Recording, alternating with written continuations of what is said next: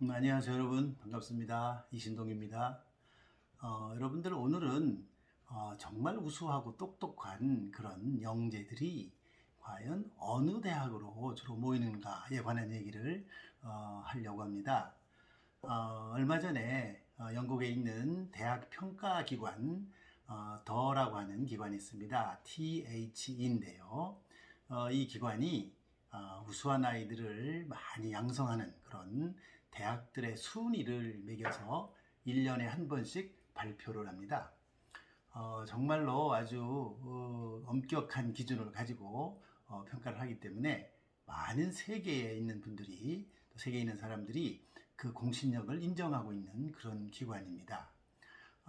더라고 하는 것은 Times Higher Education입니다. 그래서 THE라고 하는데요.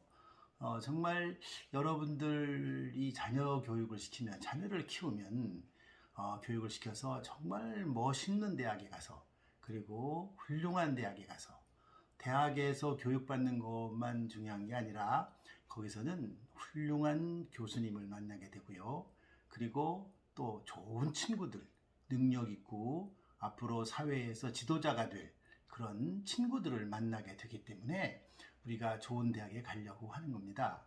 또 대학은 굉장히 많은 그런 재정적 지원을 통해서 학생들에게 정말 교육을 지원해주는 그런 대학이라고 말할 수가 있지요. 그래서 제가 오늘은 세계에서 평가 결과 1위부터 10위까지, 1위에서 10위까지 대학을 쭉 한번 설명해 드리겠습니다.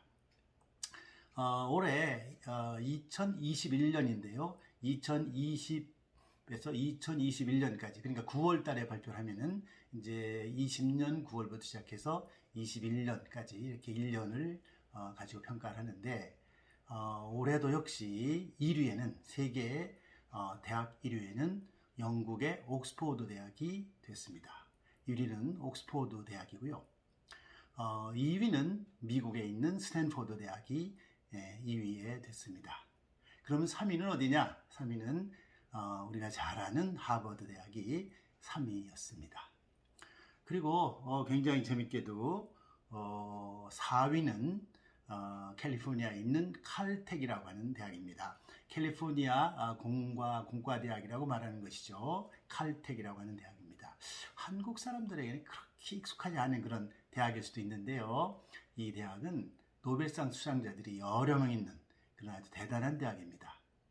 그리고 5위는 우리가 익히 잘 아는 MIT가 5위에 랭크가 되었습니다.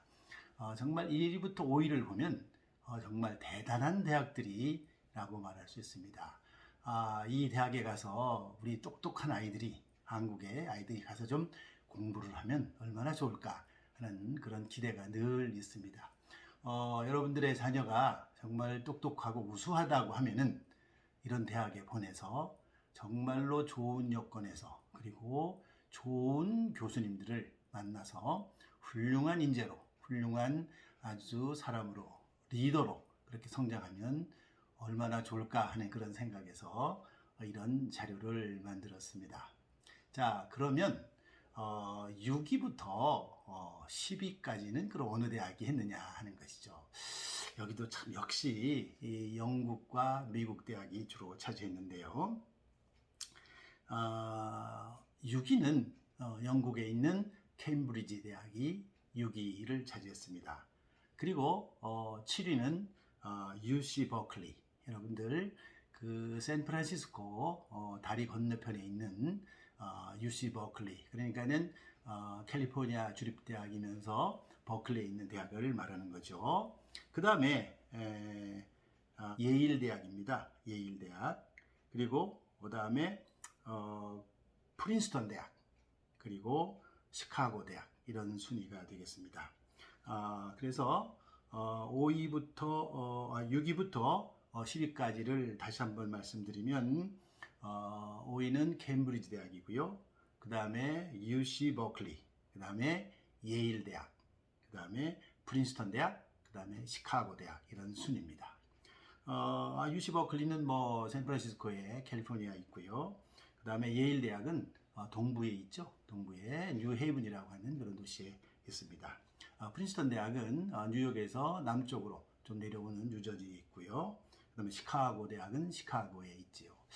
10개의 대학 중에서 지금 보면은 10개의 대학 중에 영국의 대학이 2개가 들어있고요. 우리가 너무나 잘 아는 옥스퍼드와 캠브리지가 들어가 있고요. 그리고 나머지 8개 대학은 전부 미국 대학이 차지했습니다. 자, 그러면 아시아에서는 그러면 어느 대학이 그래도 아시아에서는 가장 높은 그런 순위에 올라갔느냐를 살펴봤더니 아시아에도 참 좋은 대학들이 많이 있습니다만은 그래도 여전히 아시아에서는 제일 높은 순위까지 올라간 대학이 중국에 있는 칭화대입니다. 칭화대는 전체 중에서 20위에 들어갔습니다. 정말 아시아에 있는 이런 좋은 대학이 이 세계 그 대학 평가 그 순위에서 20위에 들어갔다는 것은 다소 아쉽기도 합니다. 아시아에도 최근에 약진하는 그런 싱가포르 국립대학이라든지 홍콩 국립대라든지 뭐 좋은 대학들, 우리 뭐 잘 아는 뭐 동경대학이라든지 뭐 우리 서울대학이라든지 있는데요. 자, 아주 이런 대학들은 그렇게 높은 순위에 올라가지 못한 것이 조금 아쉬운 점입니다. 자, 그렇다고 한다면 그러면 우리나라의 대학, 뭐 여러분들 뭐 공부를 잘하면 서울대학에 가고 싶어 하죠. 그렇죠? 뭐 서울대학을 포함해서 뭐 스카이대학에 가고 싶어 하는데요. 자, 과연 우리나라 대학은 그러면 몇 위를 했느냐? 한국에서 제일 좋은 대학이라고 하는 서울대학교. 서울대학교는 몇 위를 했느냐? 몇 위를 했냐면은 60위를 했습니다. 60등. 그러니까 100등 안에 들기는 했는데요. 잘하긴 했는데 그래도 참 안타깝게도 60위입니다. 제일 잘한 서울대학교가 60위예요. 그 다음에 한국에서 그러면 그 랭킹을, 순위를 이렇게 보면은 뭐 순위 중에 한국 랭킹으로 따지는 거죠. 한국 그 대학 중에서 여기에 들어가 있는 그런 평가에 들어가서 랭킹이 가장 높은 대학은 서울대학교였고요. 두 번째는 한국에서 두 번째로 들어간 대학은 카이스트입니다. 카이스트가 들어갔고요.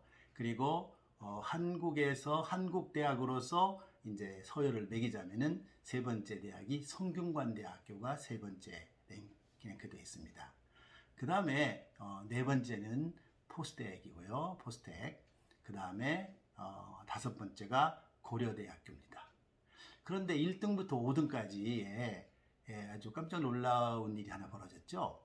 여러분들이 늘 잘 아는 연세대학교가 이번에 5등 안에 미처 들지를 못했습니다. 정말 많은 변화가 있는 것이죠. 우리가 늘 생각할 때 연세대학교가 항상 그 순위가 좋았는데 올해는 5등 안에 미처 들지 못하고 5위 밖으로 밀려나게 됐습니다.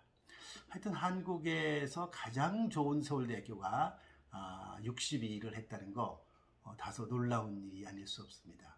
한국에 우수한 사람들이 굉장히 많고 그 우수한 사람들이 대부분 서울대학교에 가고 싶어 하잖아요.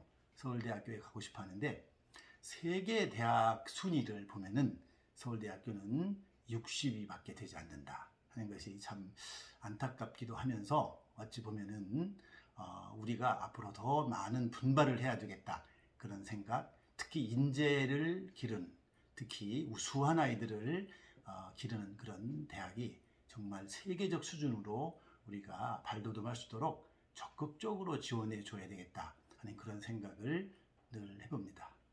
자, 그러면 이런 대학들은 평가를 하는 그런 기준이 도대체 뭘까? 그게 대단히 궁금하실 거예요. 평가 기준. 우리가 이 대학을 평가하는 기준은 여러 가지가 있는데요. 보통 한 5가지 정도로 대학을 평가를 합니다. 첫 번째는 교육 여건입니다. 교육 여건을 가지고 평가를 하고요. 두 번째는 연구 실적입니다. 연구 실적.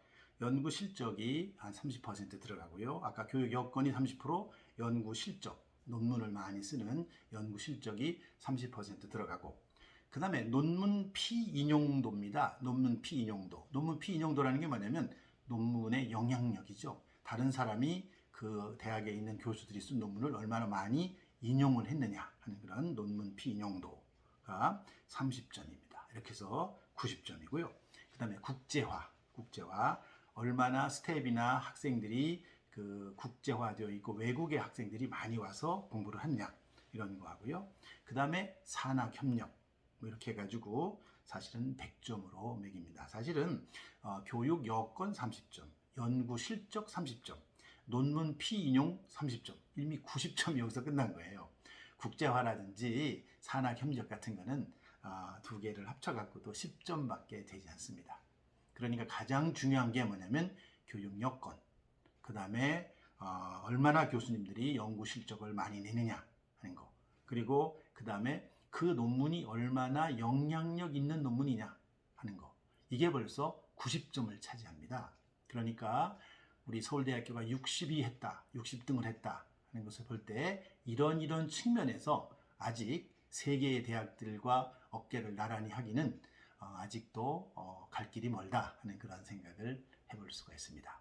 자, 세계의 영재들, 세계의 우수한 학생들이 어디로 몰려드느냐 하는 것이죠. 어디로 몰려들면 이런 기준을 보고 다 몰려드는데요. 역시 옥스퍼드 대학이나 캠브리지 영국의 2개 대학하고요.